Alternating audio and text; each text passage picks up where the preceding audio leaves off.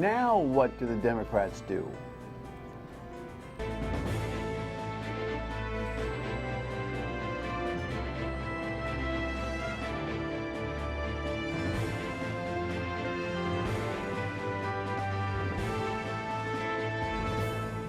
The Dan York State of Mind program is brought to you in part by Lookout Rhode Island and Takeo Comfort Solutions. Welcome aboard. We had told you that tonight we would have Rhode Island GOP co-chairs for Donald Trump's re-election campaign, but they had a schedule challenge. So tomorrow, I'm excited that we'll have Tom Hodgson in. He's the sheriff in Bristol County, Mass., and he is the newly appointed chair of the Massachusetts re-election campaign for Donald Trump, and a stand-up guy who comes no matter what the issue and what the debate. So as I continue to tell you that we want the Republican perspective on all of this, we will do everything we can to dig it out. It is not as easy as one on your side of the television might think it is. But anyway, happy Thanksgiving week. Great to have you in. Thanks very much for tuning in. In the meantime, I've got Timothy Edgar, who is my cybersecurity and kind of bipartisan intel type of guy who rightfully and properly is getting some national exposure for his, I think, keen perspective on this. We've kind of known how smart he is here out of Brown for years now. I'm not stargazing. I just think it's important that when smart people are available, that the nation get as many smart people in front of them as it possibly can. I think we've been advantaged to have that for quite some time here. So let me just start. I'm going to forego most of the local conversation, in fact, all of it today, because this takes a while. Headline, this kind of reflects on, okay, what next? New chapter, right? Because for the most part, we think that the hearings are done. Here's what the network had in summary from the weekend's impeachment follow-up. President Trump once again slammed the impeachment inquiry this morning, tweeting, "Support for impeachment is dropping like a rock, down into the 20s in some polls. Dems should now get down to work and finally approve USMCA and much more." But Democrats are still investigating whether the president withheld military aid to Ukraine in exchange for political investigations. In emails first obtained by the Washington Post, acting White House Chief of Staff Mick Mulvaney asked the Office of Management and Budget for legal justification to withhold the aid in early August. That was after the president ordered the hold and after his July 25th phone call with Ukraine's president, in which he asked President Zelensky to investigate Joe and Hunter Biden. In a White House press briefing in October, Mulvaney appeared to admit the money was held up in order to push Ukraine to launch the investigations. Did he also mention to me in the past that the corruption related to the DNC server? Absolutely. No question about that. But that's it. And that's why we held up the money. The OMB defended the hold, writing, quote, "There was a legal consensus at every step of the way that the money could be withheld in order to conduct the policy review." Congressional investigators have also obtained photographs, audio, and video recordings from an indicted associate of President Trump's personal attorney, Rudy Giuliani. Lev Parnas, who has pled not guilty to campaign finance charges, has turned over the evidence to the House Intelligence Committee. Parnas worked with Giuliani to push Ukraine to launch investigations into the Bidens. One source tells CBS News that Parnas wants to tell his story and will comply as necessary. Yeah. It seems like America just is probably up to here with people they don't know talking about this story, don't you think? Yeah, I think that's right. Great to have you. Thanks for coming Good. in. Happy Thanksgiving week. Well, let's start with that and work backwards. Sure. Polling data is listing right now. There's no surge right now in America's fed-upness, whatever, being angry about this whole situation. Which has buoyed the president, and here comes Rudy out of the woodwork again this weekend, and Democrats have a really, really interesting decision they got to make here. Well, I think they've been given no choice by the facts here. I mean, the facts are just so completely clear that this money was military assistance to help one of our allies fight the Russians, and that it was held up for political reasons, for political favor, as Fiona Hill called it, a domestic political errand, meaning to do an investigation of the Bidens. I really don't think that's an open and shut case for impeachment. It's almost in the textbook definition of abuse of power. So, the Democrats, I don't think, really have a whole lot of choice here about moving forward or about voting in favor of impeachment. regardless of what the polls are going to say. And of course, those are going to change from day to day and week to week. Yeah.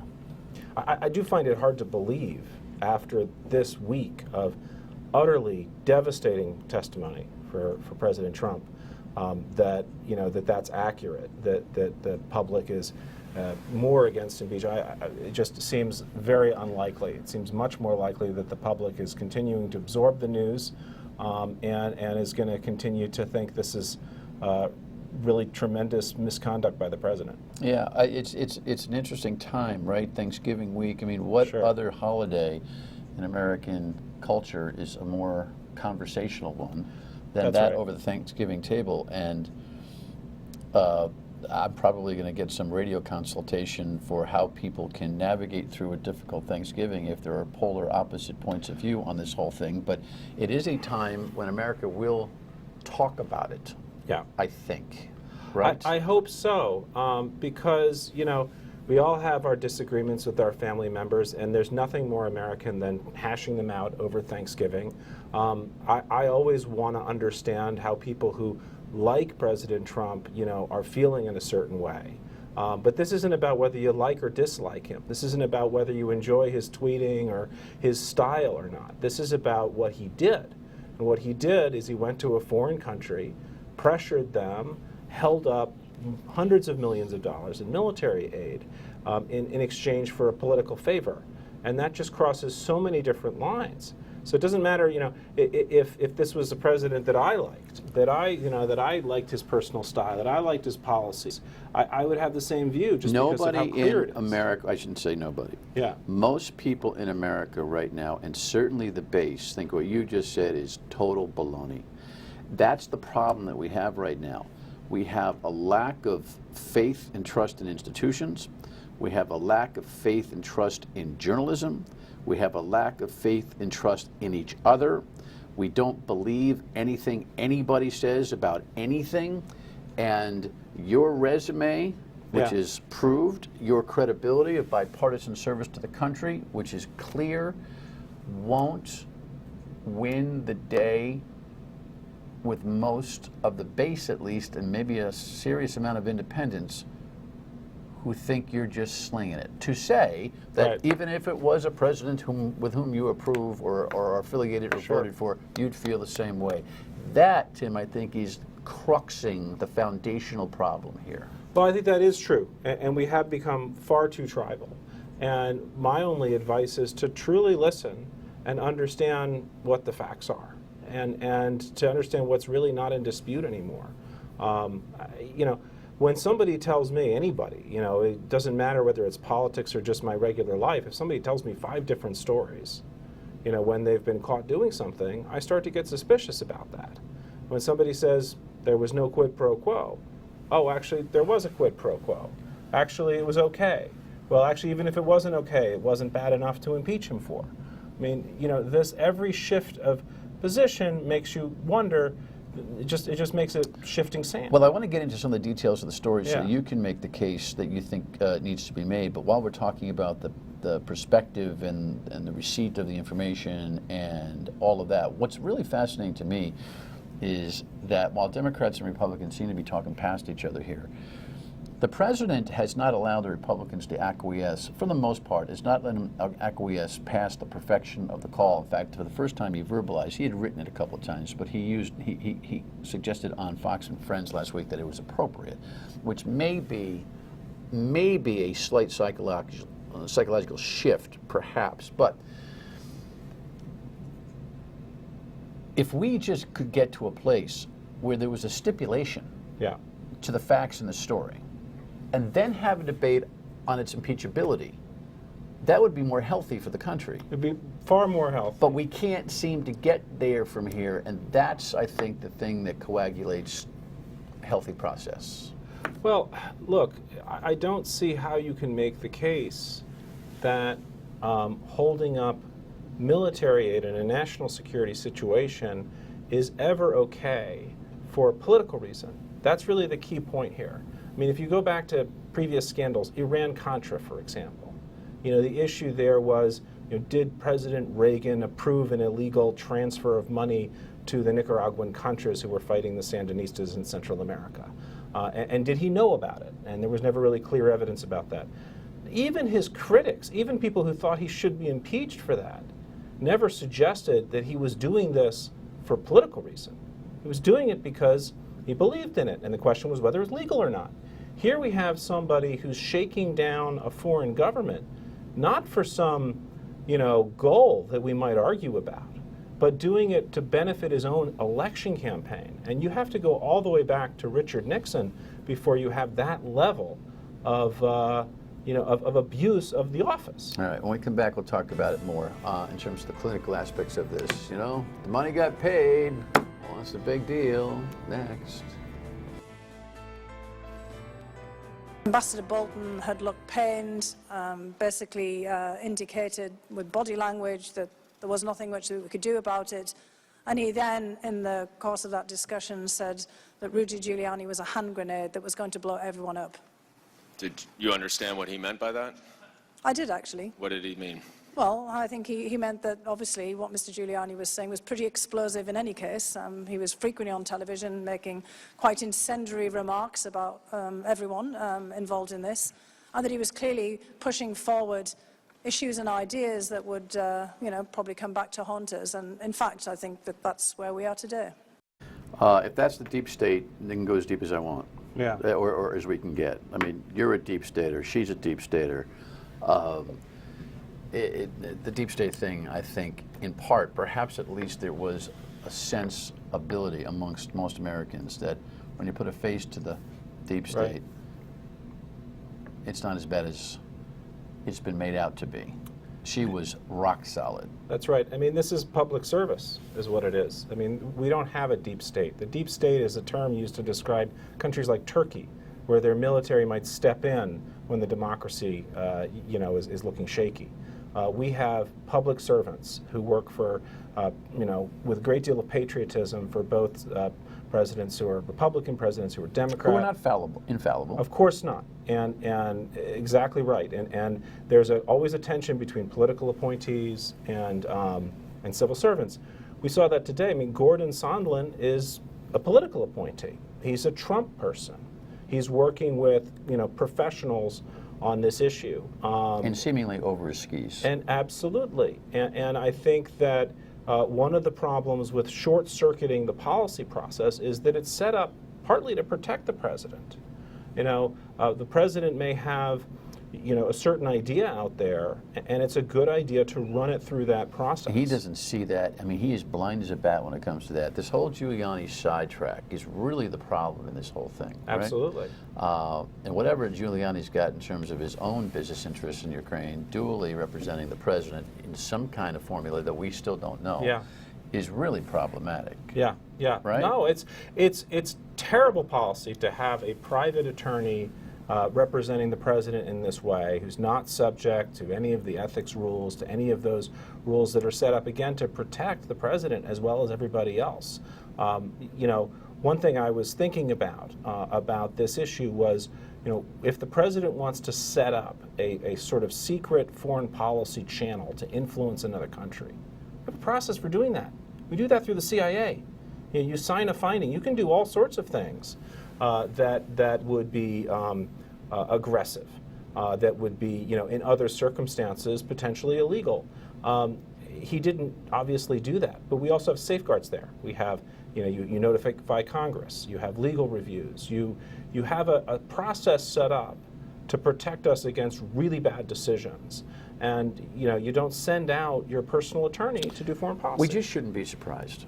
I mean, we know this guy, breaks his own rules, runs his own race, has run his business this entire way.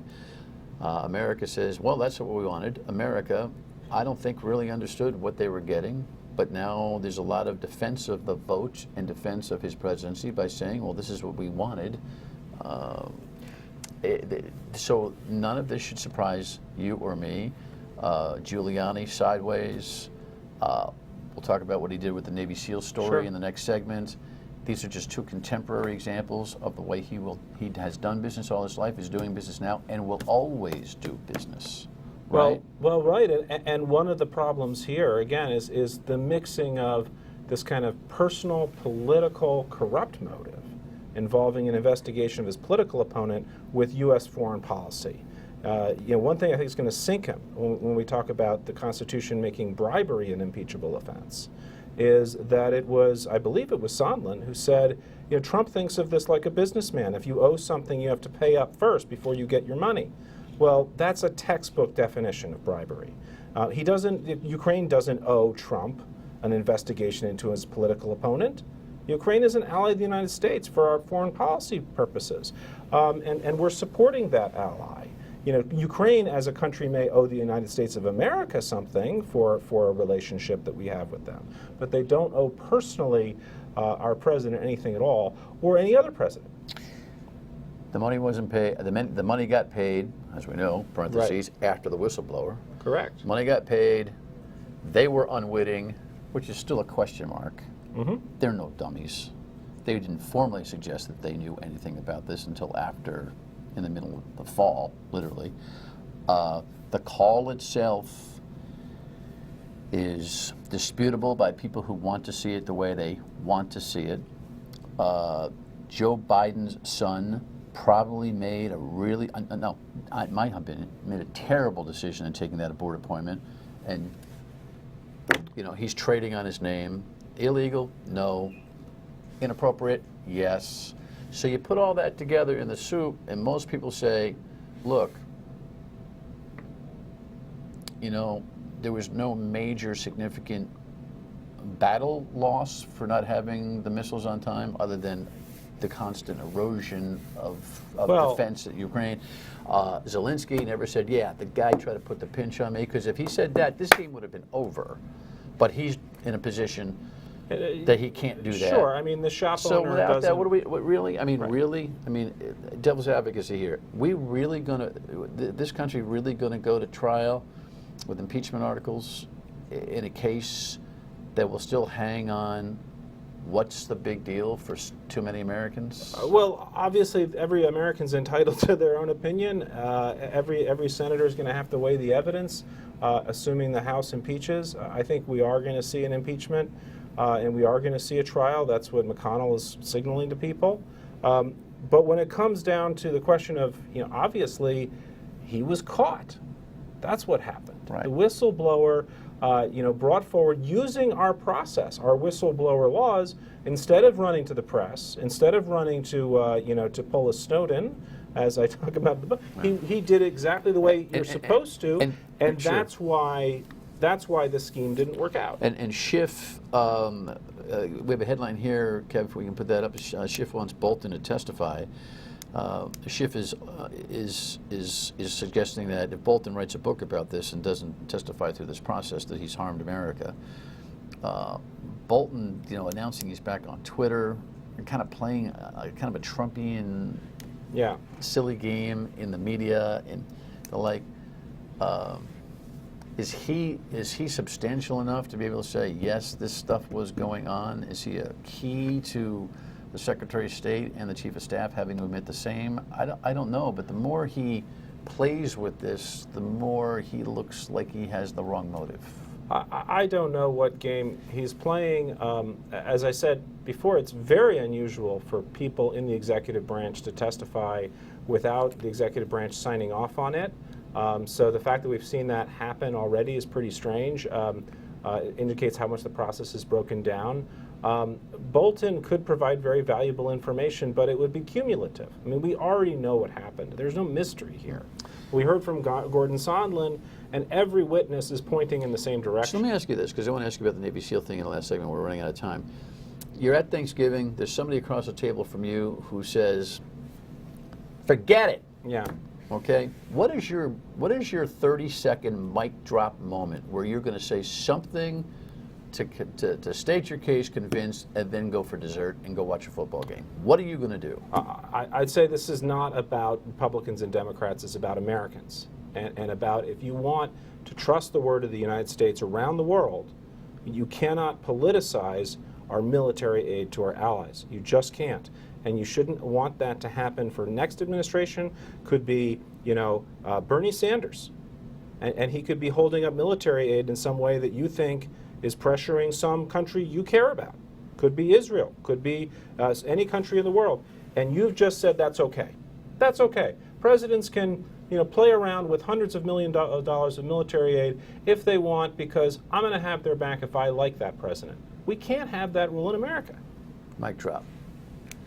When we come back, the Navy SEAL thing in 2 minutes.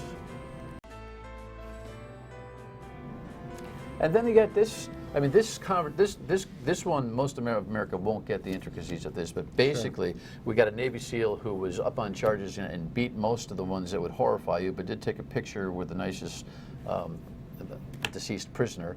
His own guys turned him in. He's under review. He was demoted, and the conversation becomes public. And for some reason, because he likes Fox, I guess, the president likes his story more than the process. And it seems like the Navy Secretary, in trying to get the right thing, to get this guy reviewed properly, made a deal that it would end up okay on the president's side. He bypassed the Secretary of Defense to do so, and he was going to resign anyway, he said, but he got popped. But it's just another case of this president just meddling in a process that the military holds sovereign and thinks is a national security matter, right? You got a minute. It absolutely is, and I'd say it's an insult to the enormous vast majority of men and women who go abroad, who go to Iraq and Afghanistan and Syria and places like that, who don't disobey the rules, who don't do something that violates every standard of decency that they're trained to. And instead, when somebody comes along and does this and is punished properly by the system, to have a president reaching down into that and messing that up, it affects the military culture of They honor all and came dignity. to see him, and it didn't work. It didn't matter. They all came to see him. It's meaning the military brass. They sure. all came to see him. Late last week. For some reason, and it goes all the way back to the campaign and what he said about Fifth Avenue. killing terrorist families and things like that. Gotcha. The President Trump has this sort of idea that is typical of people who have never served, never had to deal with real issues of the military, which is that somehow it's tougher if you commit some sort of crime or if you don't live up to those standards, when it's exactly the opposite. And I think it's really an insult to a lot of those, to all of the men and women of the military who have lived up to those standards. You think under very difficult conditions. 10 seconds. You think we'll get a trial? You think they're going to send articles of impeachment? I think they are, because I just think it's so clear. I really don't see how you can look at this evidence and not vote to impeach, even though you know that it might not be the politically right thing to do. Impeach, but maybe not remove. Well, that's going to be up to the Senate. And we'll see that one step at a time. Thanks, man. Happy Thanksgiving. Absolutely. Happy Thanksgiving to you. All right. Final word when we come back. Stay with us. As I said at the top of the show, there's always a perspective on, it seems to me at least, if you support and work for and stand up for the re-election of Donald Trump, that you've got your own perspective on this whole conversation that Tim and I just had. And we'll get that from the Bristol County Sheriff tomorrow night, right here. We'll talk to you on the radio at 3 until 6 on WPRO. Enjoy your Thanksgiving prep. Good night.